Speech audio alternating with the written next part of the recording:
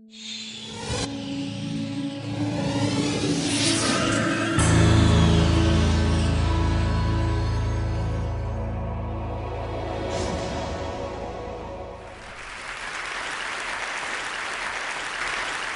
we look around us, much of what surrounds us kind of started life as various rocks and sludge buried in the ground in various places in the world. But of course, they don't look like rocks and sludge now. They look like, TV cameras, monitors, annoying radio mics. And so this kind of magical transformation is what I was trying to get at with my project, which became known as the Toaster Project. And it was also inspired by this quote from Douglas Adams. And the situation is from The Hitchhiker's Guide to the Galaxy. And the situation it describes is the hero of the book, he's a 20th century man, finds himself alone on a strange planet, populated only by a technologically primitive people. And he kind of assumes that, yes, he'll become these villagers, he'll become their emperor with his, and transform their society with his wonderful command of technology and science and the elements. But of course, realizes that without the rest of human society, he can barely make a sandwich, let alone a toaster. But he didn't have Wikipedia. So I thought, OK, I'll try and make an electric toaster from scratch. And working on the idea that the cheapest electric toaster would also be the simplest to reverse engineer, I went and bought the cheapest toaster I could find, took it home, and was kind of dismayed to discover that inside this object, which I'd bought for just £3.94, there were 400 different bits made out of 100 plus different materials. I didn't have the rest of my life to do this project. I had, maybe 9 months. So I thought, OK, I'll start with 5. And these were steel, mica, plastic, copper, and nickel. So, starting with steel, how do you make steel? So I went and knocked on the door of the Rio Tinto Chair of Advanced Mineral Extraction at the Royal School of Mines and said, how do you make steel? And Professor Cilliers was very kind and talked me through it. And my vague rememberings from GCSE science, well, steel comes from iron. So I phoned up an iron mine and said, hi, I'm trying to make a toaster. Can I come up and get some iron? Unfortunately, when I got there, it emerges Ray. He had misheard me and thought I was coming up because I was trying to make a poster, and so wasn't kind of prepared to take me into the mines. But after some nagging, I got him to do that. It was creased limestone, and that was produced by sea creatures 350 million years ago in a nice, warm, sunny atmosphere. Yeah. When you study geology, you can see what's happened in the past in the world, terrific changes in the Earth.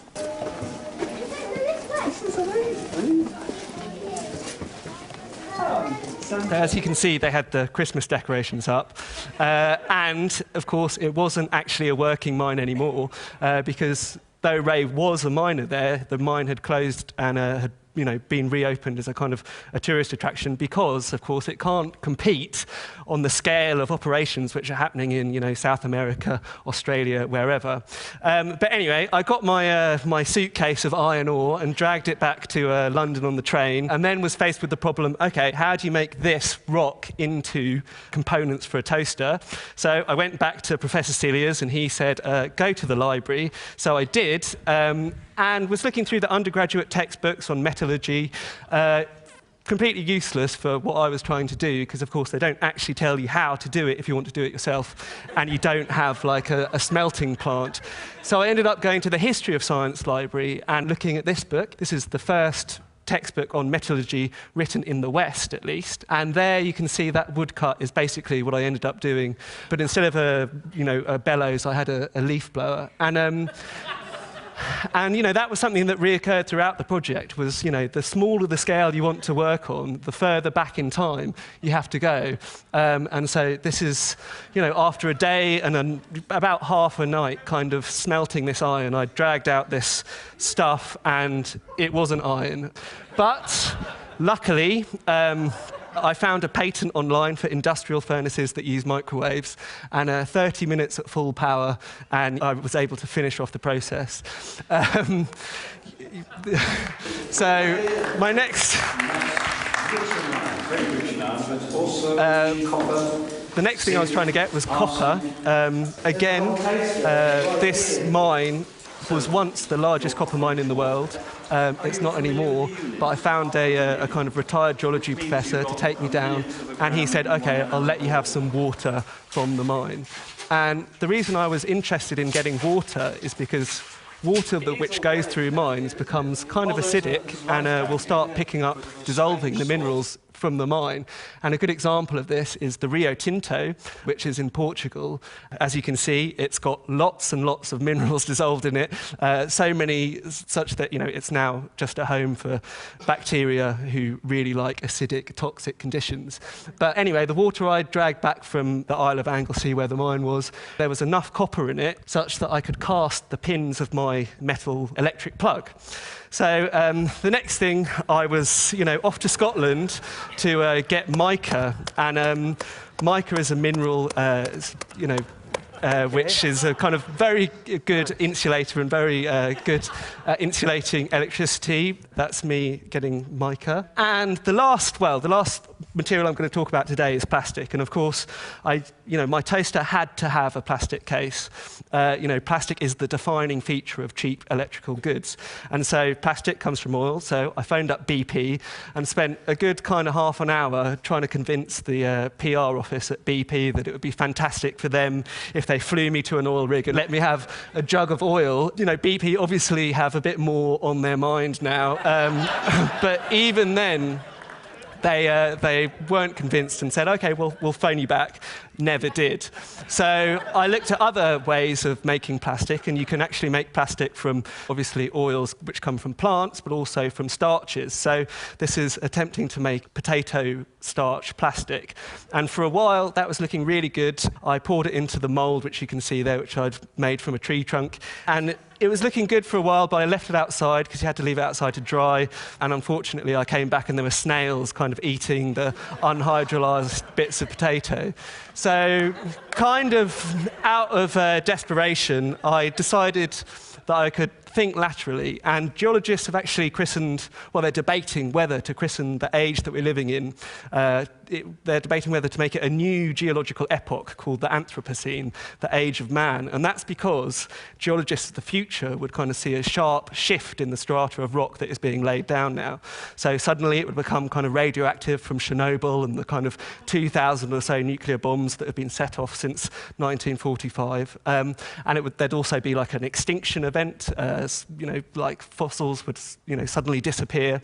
And also, I thought that there would be kind of synthetic polymers, plastics embedded in the rock. So I looked up a plastic, so I decided that I could mine some of this, modern day rock. And I went up to Manchester to visit a place called Axiom Recycling. And they're at the sharp end of what's called the WEEE, which is this European Electrical and Electronic Waste Directive. And that's was brought into force to try and deal with the kind of mountain of stuff that is just being, made and then kind of living for a while in our homes and then going to landfill. But this is... I was wondering if I could actually mine some brominated flame retardants from myself and put them in my toaster. But oh dear, oh dear. Oh dear.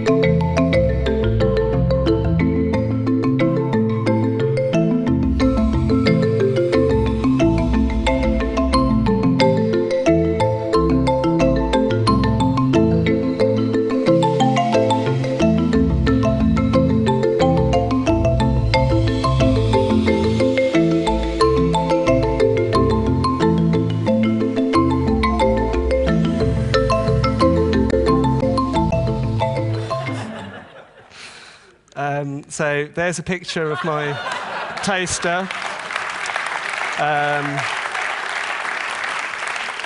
that's it without the case on, and there it is on the shelves. Thanks.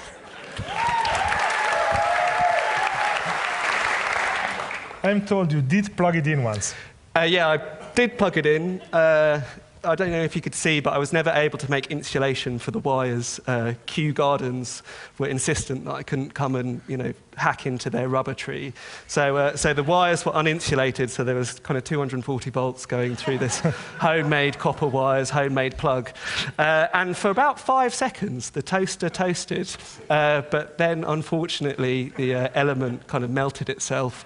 And but I considered it a partial success, to be honest. Yeah. Thomas Thwaites. Thanks.